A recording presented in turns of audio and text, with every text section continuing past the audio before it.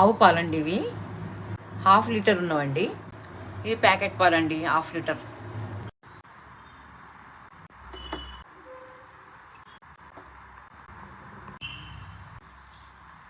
Barley గింజలండి, మెంతులండి, bay leaf, barley గింజలు, జీలకర్ర, మెంతులు అండి. ఇలా మనం రోజు ఏదో ఒక రసం బాగా ఒక 2 మినిట్స్ బాగా మరిగించి వాటర్లో మనం కుటుంబ సభ్యులందరికీ తీసుకుంటే ఎంతో ఆరోగ్యానికి ఎంతో మంచిదండి.